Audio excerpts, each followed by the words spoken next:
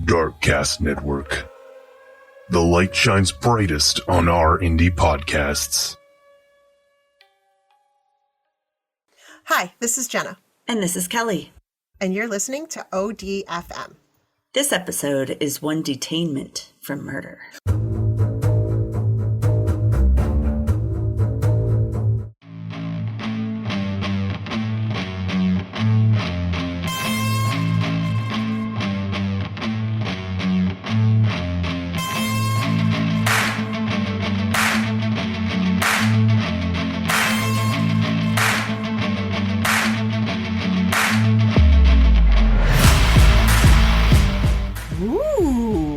That. Okay.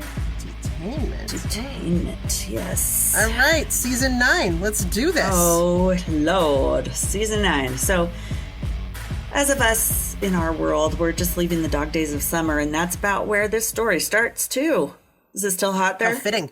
How fitting. Yeah. It's not hot, but it's like, it's where it's cold, but if the sun is out, oh yeah, it's really warm. And then if it goes behind the clouds, it's like, holy shit. It's cold. Oh, God, chilly.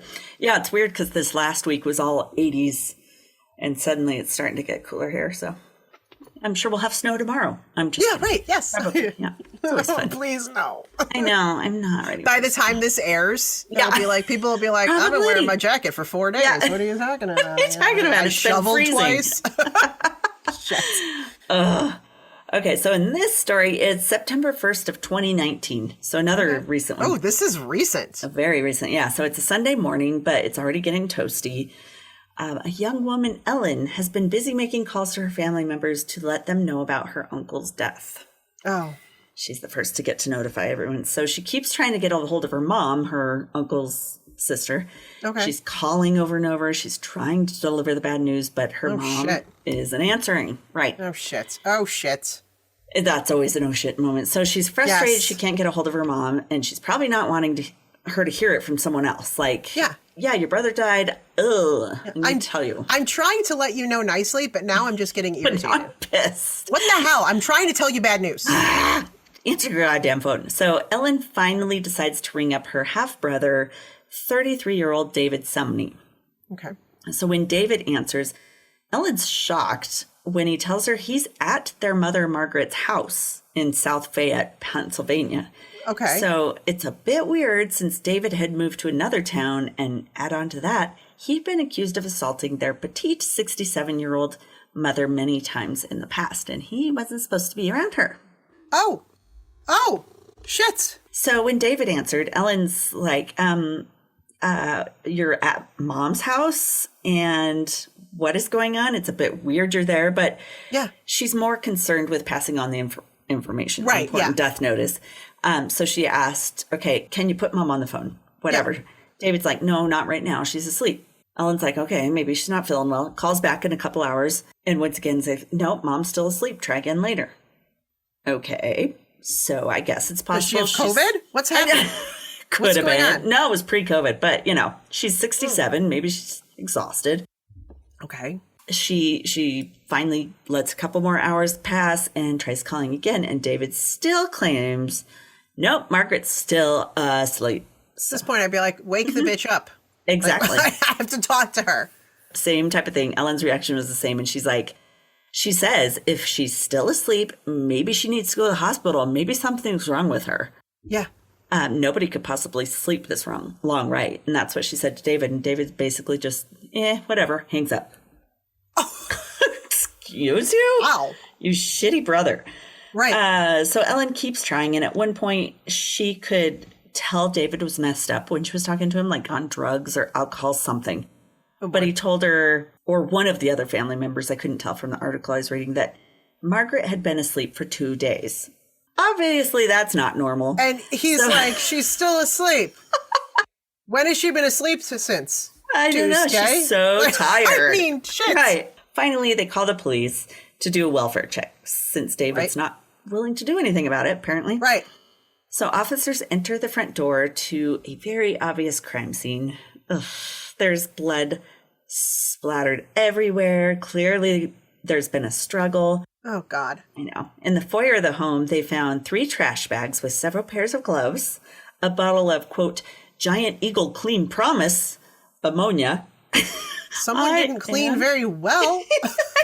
There's a bottle of bleach, masking tape, and blood-stained towels. Worst crime scene cleanup I've ever heard Yeah, of. he's not a professional. Obviously not. So in the living room, blood splatter was on the ceiling above the blood-soaked white sofa. He's not getting that blood out. Oh, no, that sofa's done. Done. So when they moved an ottoman away from the sofa, there were several areas of red or brown spots, and smears on the floor, and it's obviously half-dried. Oh, my God. What did he do? There was shattered glass scattered all around, and there was what looked to be feces on the floor. No dog. What? Who is that? Who pooped on the floor? But David was nowhere to be found in the house.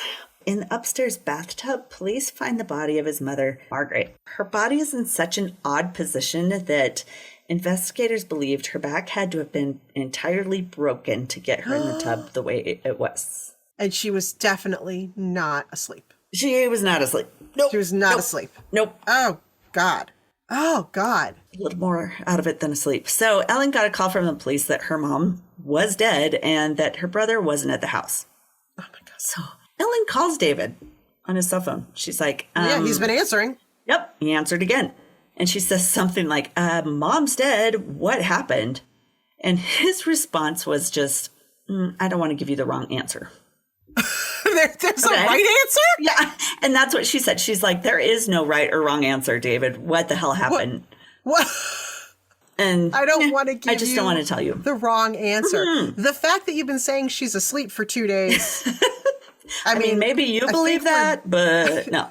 So I think that ship has sailed. Yeah, honey, something happened. Just tell us. So investigators find out that David had checked into a local hotel and paid for 3 nights. The hotel manager told police that on David's second day there, he stopped her in the lobby and gave her some pearls and said, from a special lady to a special lady. Get the fuck out. No. That is so gross and creepy. Creepy.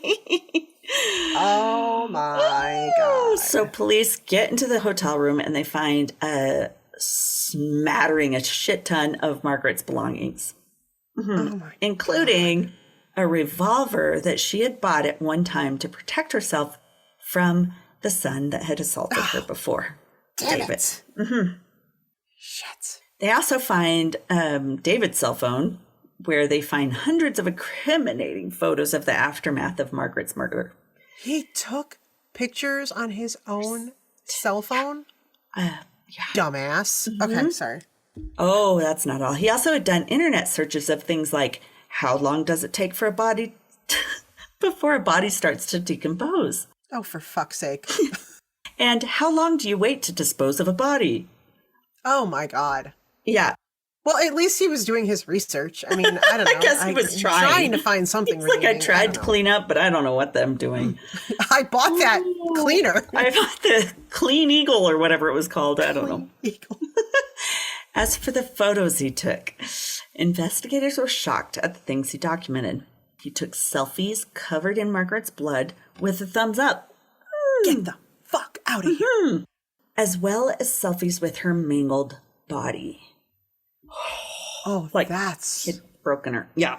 twisted. Not only that, he also took videos. One was of him washing his mother's maimed corpse in the bathtub where she was found. Oh my God. Yeah. Just side note. It's the living room that needed to be cleaned, not her. You're washing the you're wrong thing. focusing in the wrong area. Oh my God. Oh my God. That is so disgusting. So gross. So police find that 6'4" David, I mean, this not He's small guy. 6'4".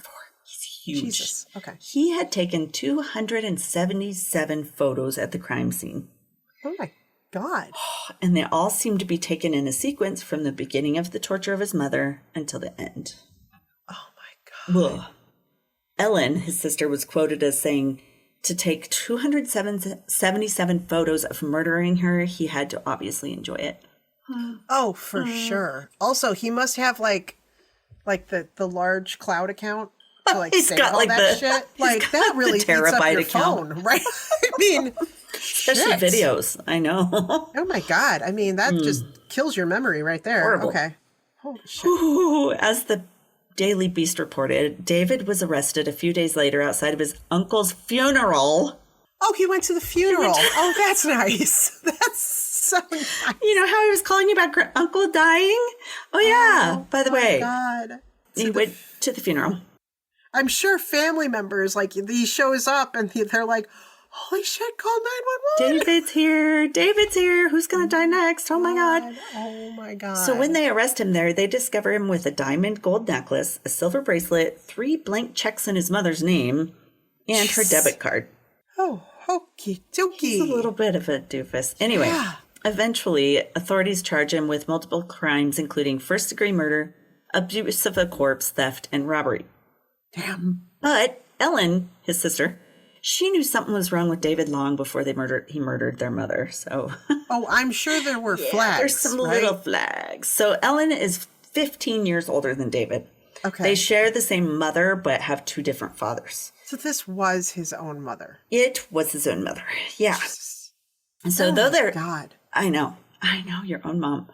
So though there's a large age gap between the 2, Ellen had spent some time living in the same house with him before she took off to college. So okay.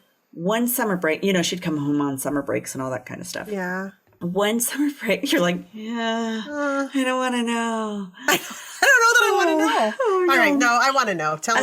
I do want to know. You need to know what makes David David. I don't know what makes David David, but there's some red flags. So one of her summer breaks at home, David's just 5 years old. And Ellen was up in her room when she hears her mom screaming. He's 5. David had a friend over, and somehow the 2 kids had killed a bird. Oh. Margaret, the mom, was just screaming, and she was yelling things like, "This is what serial murderers do." Like she was having those thoughts, and she was horrified, screaming and crying like, "What is wrong with you?" Oh my God. This isn't like when a kid has a BB gun and shoots a bird, and then afterwards they're like, oh shit, what have I done? No, I think they were torturing the little thing. Oh my God. So she said it was the first, but certainly not the last in a long string of violence inflicted at the hands of her brother. So, Oh my God. I know. Started at 5. 5. Creepy. And, the other kid, dual serial murderers out there. I want to know the other kid's name and what he ended up doing. But, yeah, right? Oh my God. David's first official run-in with the law was in 2011 when he got a DUI in Arlington, Virginia. Pretty normal, nothing too out of the norm. So he's 28 at that point. And I mean, that's his first real... Oh, well, he went a pretty long time without having any kind of run-ins with the law. Anyway. Oh, wow. Yeah. Yeah, so who knows what he might have done before then. But 3 years later, in 2014, David was arrested for harassment. I really want to hear what the count is about, but he didn't come... couldn't find any info about it. So just 2 months later, he was charged with assault for a beatdown he put on his mom. Oh, so this is like a lead up to things.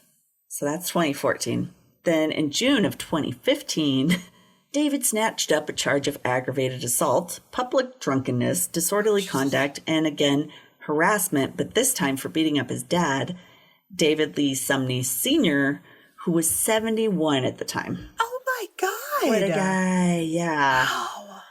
Apparently, though, the fight was over vacation schedule. So, I mean, I hate stressful family vacays as much as the rest, but... Hey, really trying to organize everybody to get on the same page is, I mean, I have gotten very stressed out before, but... But I've never pinned my dad against a door and began beating them. No, I've poured a drink. I have, I mean, so I'll give him that one. I went and hid in my room, but yeah. So David's ugly behavior keeps ticking on. He just keeps getting away with shit. In November in 2016, he was once again in trouble for assaulting his mom. Margaret told police that David violently assaulted her after drinking a lot of alcohol. She said he kicked her and grabbed her by the neck area.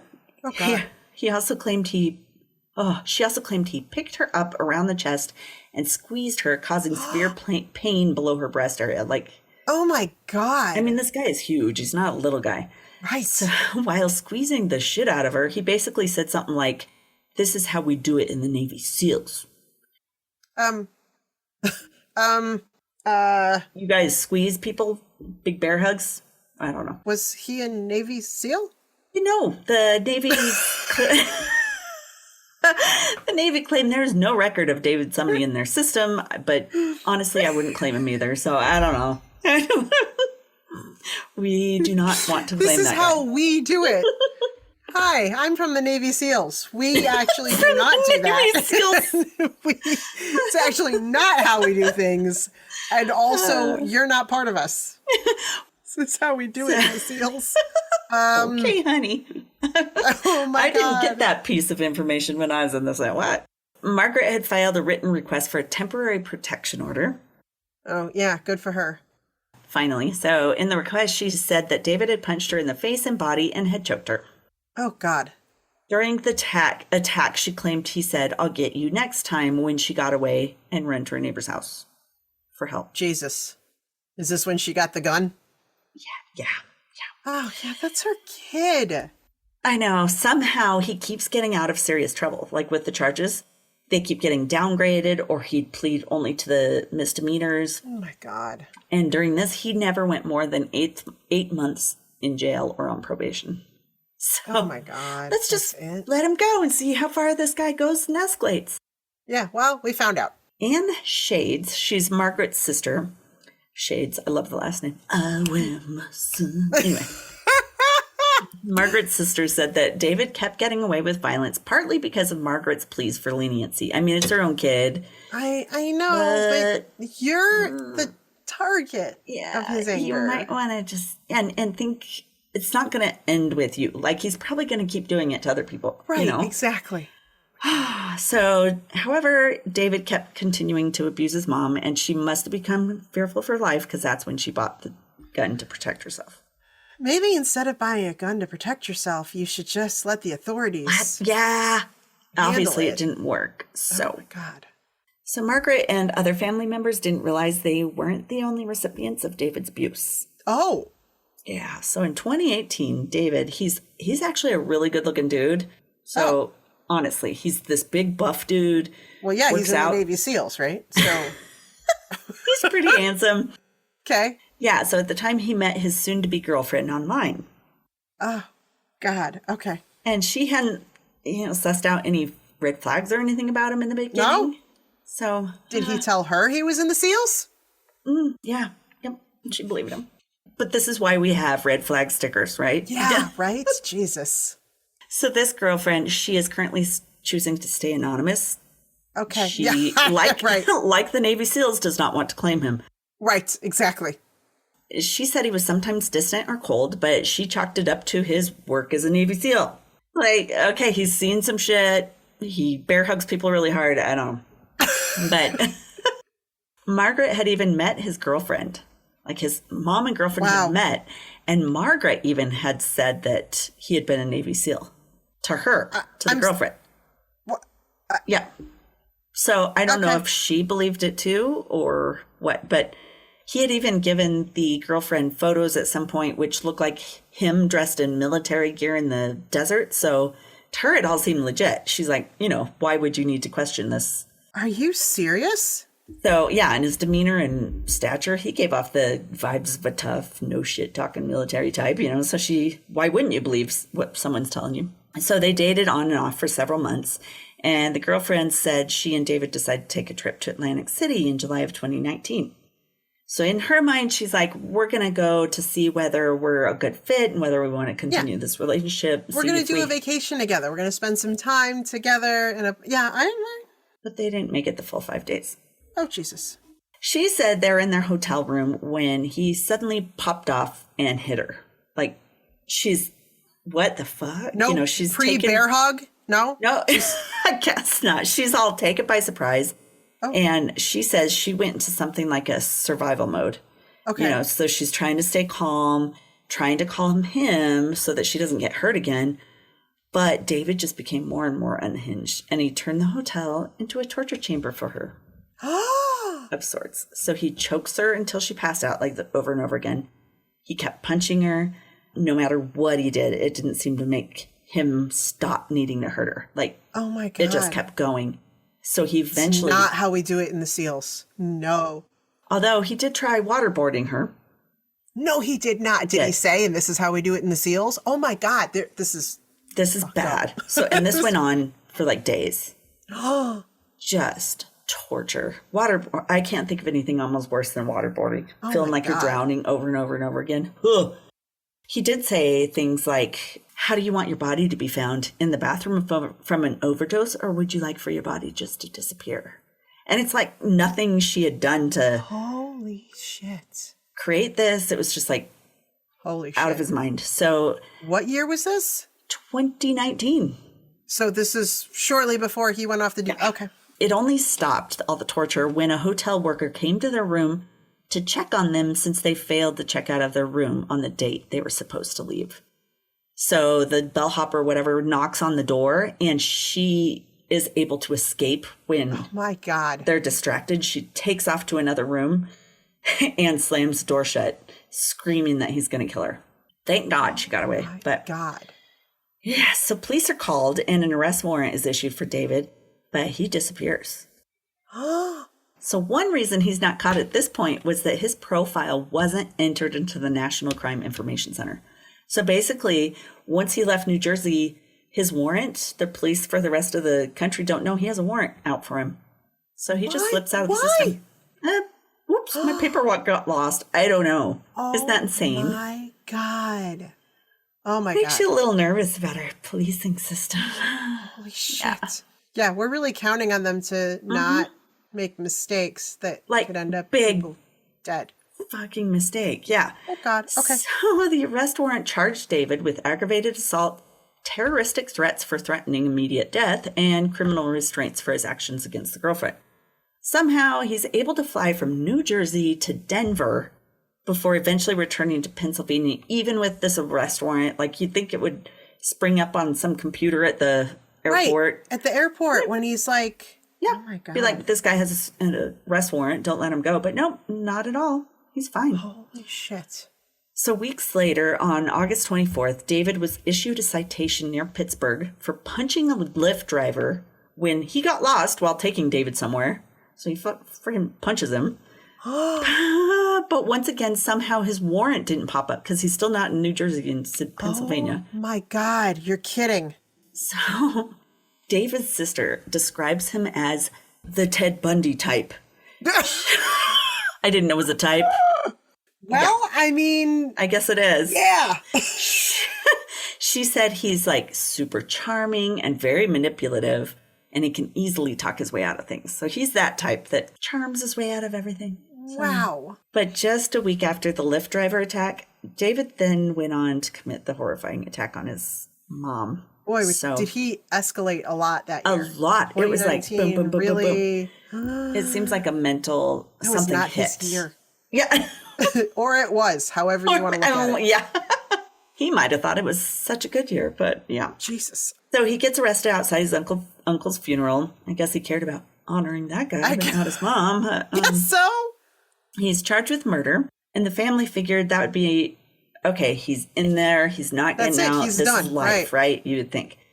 Now, then they get an email from the assistant district attorney telling them that a plea agreement had been reached with David's attorneys. What? Yeah, exactly. Ellen, his sister, is particularly pissed, saying, quote, once again, David won in the Pennsylvania court system. I fear for my family and David's next victim when he is out. This also speaks loudly that Pennsylvania does not take domestic violence seriously, I guess. Violently murdered someone. What was the plea deal? So instead of pleading to first-degree murder and all the other charges that would go along with torturing another person, abuse of a corpse, any other multitudes, David was able to plead down to third-degree murder. So I looked that up because I was like, third degree, what? I know we've kind of hit on it before, but not a lot. Wikipedia says it's third-degree murder is the least severe form of murder that only exists in 3 U.S. states. Florida, shocker, yeah, Pennsylvania, and Minnesota.